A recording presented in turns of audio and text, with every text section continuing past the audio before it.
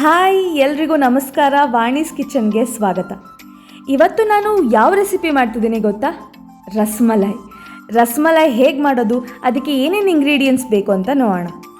ರಸ್ಮಲೈ ಮಾಡೋದಕ್ಕೆ ನಾನು 1 ಲೀಟರ್ ಹಾಲು, ಸಕ್ಕರೆ, ಬಾದಾಮಿ, ಗೋಡಂಬಿ, ಕೇಸರಿ, ಏಲಕ್ಕಿ ಪೌಡರ್ ಹಾಗೆ ನಿಂಬೆಹಣ್ಣು ರಸ ತೊಗೊಂಡಿದ್ದೀನಿ.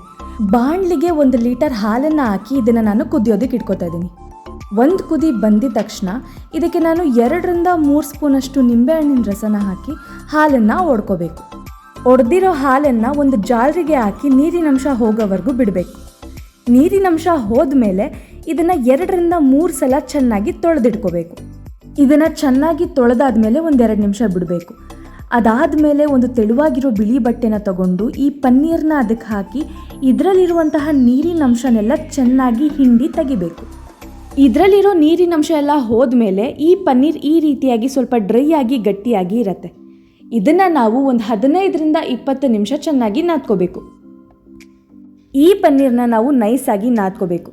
ಯಾಕೆ ಅಂದರೆ ನಾವು ಇದನ್ನು ಉಂಡೆ ಮಾಡಿದಾಗ ಅಥವಾ ಸಕ್ಕರೆ ನೀರಿಗೆ ಹಾಕಿದಾಗ ಇದು ಕ್ರ್ಯಾಕ್ ಬಿಟ್ಕೋಬಾರ್ದು. ಅದಕ್ಕೆ ಈ ಪನ್ನೀರಲ್ಲಿ ಒಂದು 8 ರಿಂದ 10 ಉಂಡೆಗಳನ್ನ ಮಾಡ್ಕೋಬೋದು ನಾವು.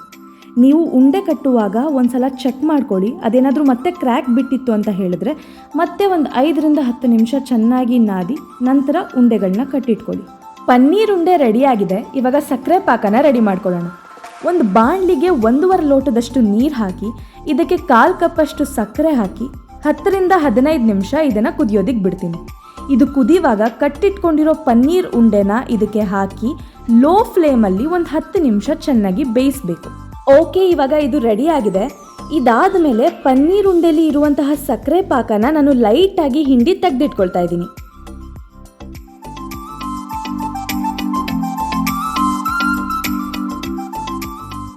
ಈಗ ನಾವು ರಬ್ರಿನ ರೆಡಿ ಮಾಡ್ಕೊಳ್ಳೋಣ. ಒಂದು ಬಾಣಲಿಗೆ 1/2 ಲೀಟರ್ ಹಾಲನ್ನು ಹಾಕಿ ಲೋ ಫ್ಲೇಮಲ್ಲಿ ಇದನ್ನು ನಾನು ಕುದಿಯೋದಕ್ಕೆ ಬಿಡ್ತೀನಿ. ಈ ಹಾಲು ಯಾವ ರೀತಿ ರೆಡಿ ಆಗಬೇಕು ಅಂದರೆ ಕ್ರೀಮಿ ಟೆಕ್ಸ್ಚರ್ ಬರಬೇಕು. ಅಲ್ಲಿವರೆಗೂ ಇದನ್ನು ಕುದಿಯೋದಕ್ಕೆ ಬಿಡೋಣ. ಈಗ ನಾನು ಇದಕ್ಕೆ ಒಂದು 4 ರಿಂದ 5 ಸ್ಪೂನಷ್ಟು ಸಕ್ಕರೆ ಹಾಗೆ ಹಾಲಲ್ಲಿ ನೆನೆಸಿಟ್ಕೊಂಡಿರುವಂತಹ ಕೇಸರಿನ ಹಾಕಿ 1-2 ನಿಮಿಷ ಕುದಿಸ್ತಾ ಇದ್ದೀನಿ.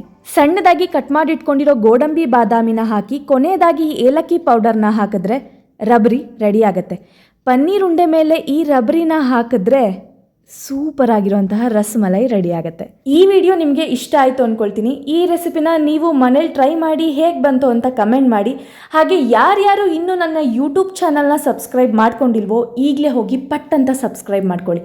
ಮತ್ತೆ ನೆಕ್ಸ್ಟ್ ವಿಡಿಯೋದಲ್ಲಿ ಸಿಗ್ತೀನಿ. Love you all. Bye bye.